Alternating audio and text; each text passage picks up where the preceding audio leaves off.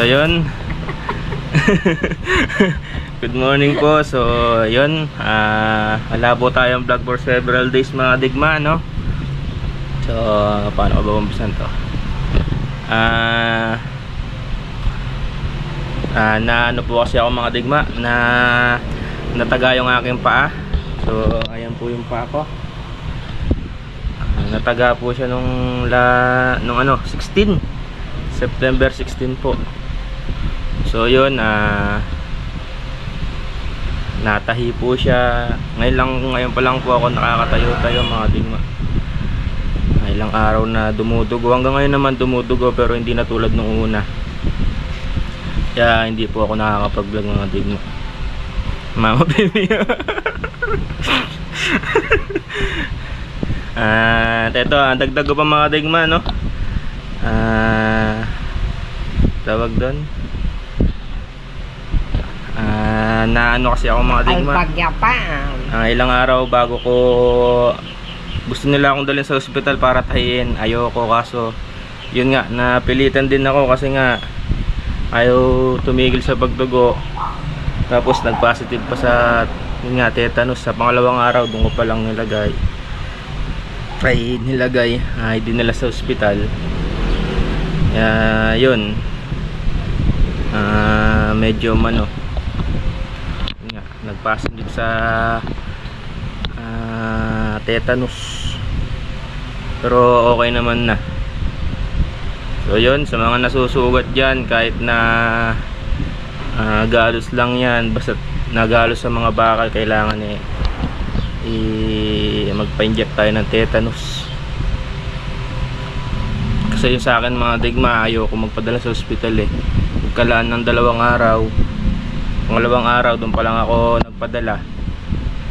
Ayun, nagano na sa nag-positive sa tetano nung dinala namin sa ospital. Kaya yun, kung may masusugat man, wag akong gayahin mga digma. Nagtitipid ako, pero yun nga, pagka nasugat, lalo na't gulok, kailangan lalo na kung malalim, patahi, pagpa-inject ng anti-tetano.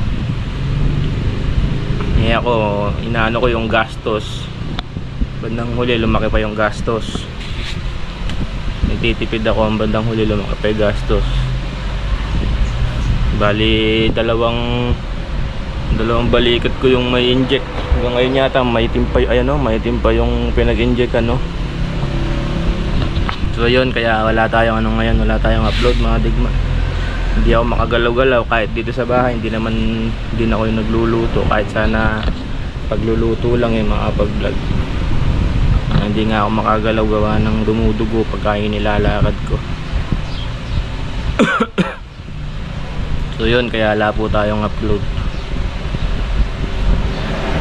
Medyo may sakit pa rin, pero hindi na siya ganun kadaming lumalabas na dugo. Hindi tulad nung hindi pa natatahi, kada lakad tumutulo talaga yung dugo.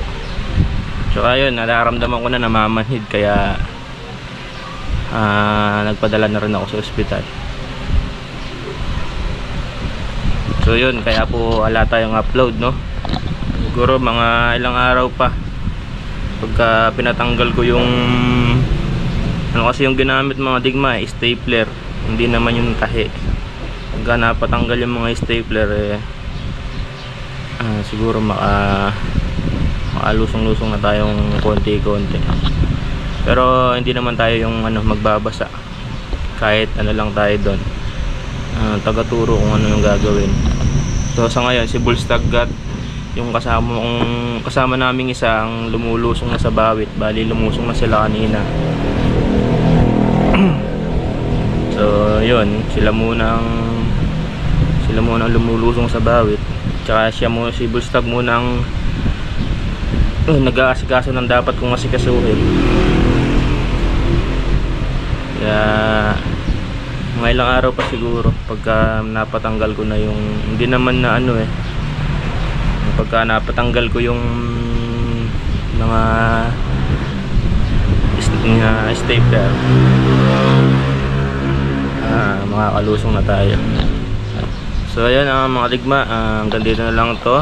In-update ko lang kayo, kaya wala po tayong upload yun nga po, nataga yung aking paa sa pagkakalis ng kawayan, kaya wala pong vlog.